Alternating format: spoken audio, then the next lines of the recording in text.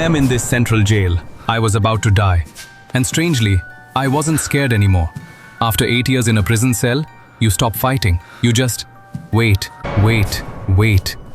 They had already decided I was the killer. My girlfriend, Joan. The knife had my prints. There was blood at the scene. For them, that was enough. For me, it wasn't the truth. But truth doesn't matter when no one is listening. One by one, people disappeared. First, my lawyer stopped trying. Then, my family stopped visiting. And the hardest part? My own mother stopped believing me. Only one person never doubted me, my grandmother. She used to say, "Even if the whole world turns away, I won't." But she was gone now. So when they asked for my final meal, I didn't ask for anything fancy. I asked for something that felt like home, grandma's cooking. Pound cake. I shared the recipe, every step, every detail. It wasn't just food, it was memory. The chef looked confused. "This is too detailed," he said. But still, he tried. Time kept moving. 10 p.m. was getting closer. That was my end. But the food wasn't ready. Something kept going wrong. The oven, the glaze, the timing, everything slowed down. And for the first time, I wasn't waiting to die. I was waiting to eat. In the kitchen, the chef kept trying. He followed every step I gave him, every detail, every memory. He baked the pound cake once, but something was missing.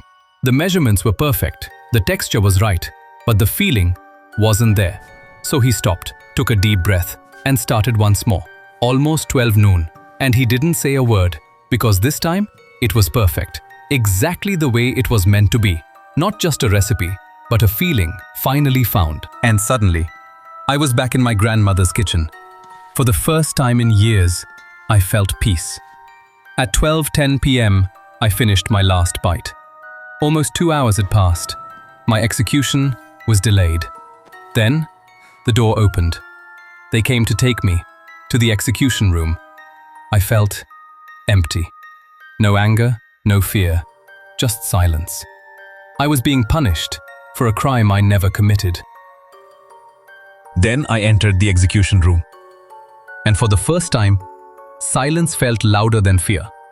Everything was white, too clean, too quiet, like the world had already moved on without me. They asked me to lie down. I didn't resist. Not because I was brave, but because I was tired. Then suddenly, the warden's phone rang. "Stop!" Everyone froze. "He just confessed," the warden said. Joan's ex-boyfriend. He admitted he killed her. Right there, in front of all of us. He was breaking down, saying he was sorry. Too late. I was innocent.